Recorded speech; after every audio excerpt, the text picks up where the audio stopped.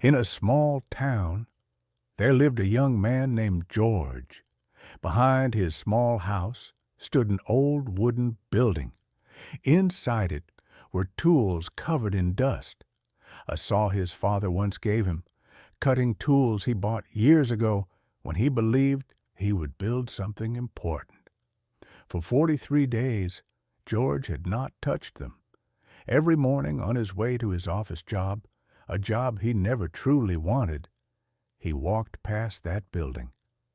And every morning, he whispered to himself, "Tonight, tonight, I will start." But night always brought excuses. George was 32 years old. He had a stable job, a quiet home, no wife, no children, nothing to complain about. Yet inside him, something felt unfinished, like a cracked pot that had never been filled with water. His father had been a carpenter, a real one. He built their family home slowly, piece by piece. George remembered watching him smooth a single table leg for nearly an hour. "Why so slow?" young George once asked. His father smiled gently.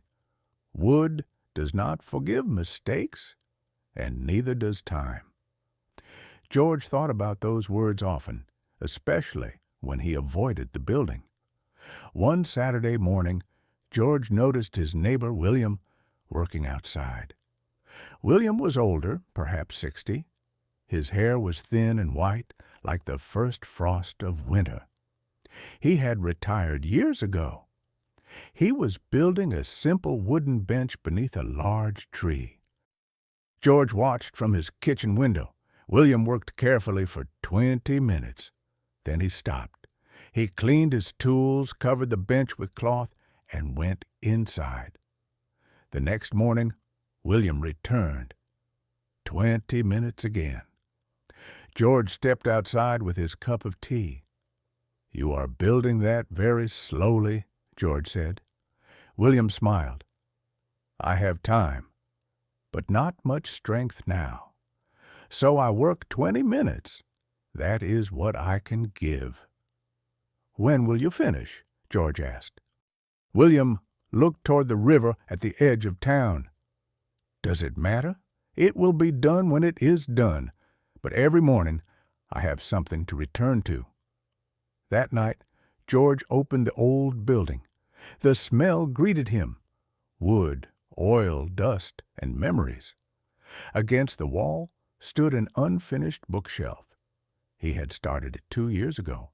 He picked up a piece of sandpaper and rubbed one corner of one shelf. 5 minutes, maybe less. Then he stopped, closed the door. The next evening, he returned. He smoothed another small edge.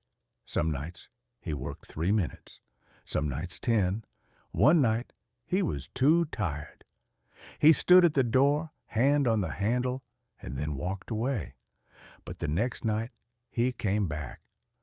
After 2 weeks, half the bookshelf was smooth like still water under morning light.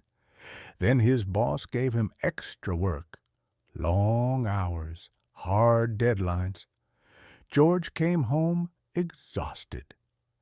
The building waited quietly behind his house. "I will return when work becomes easier," he told himself.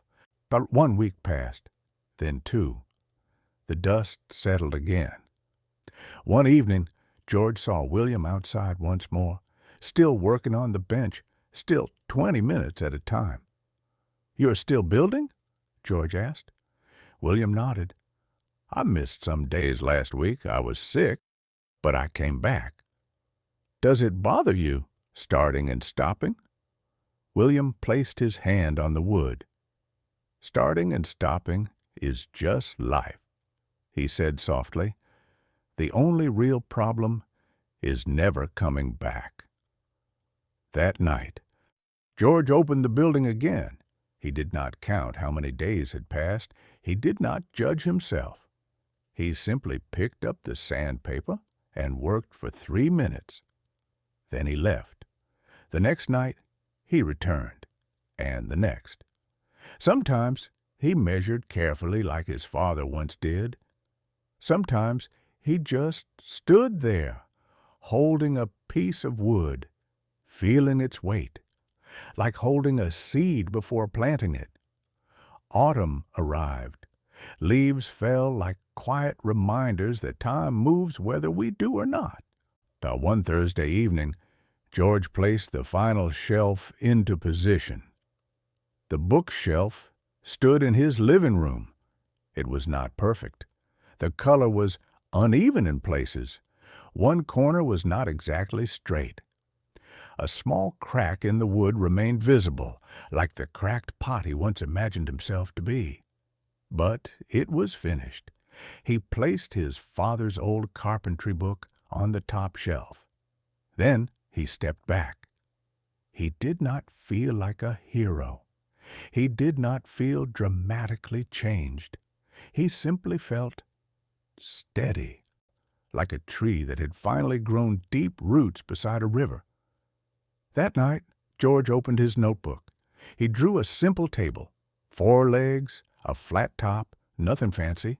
He did not plan a big schedule. He did not promise himself hours of work. Just tomorrow, 5 minutes, maybe 10. He smiled softly. The light from the lamp touched the page like gentle sunrise. He understood something now. Success is not built in one burst of energy. It is built the way water fills a cup. Slowly, patiently, drop by drop. It is built the way a seed becomes a tree, unseen at first.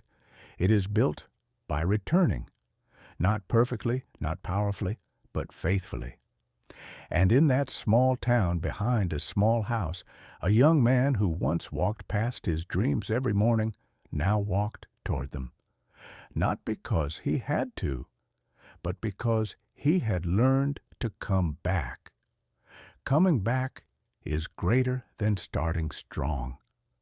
Time rewards the hands that return. A small step repeated becomes a finished dream. And even a cracked pot can hold water if it is filled every day. Thank you for listening. For more peaceful and heart-touching stories, subscribe to Mindset Stories. May wisdom guide your steps.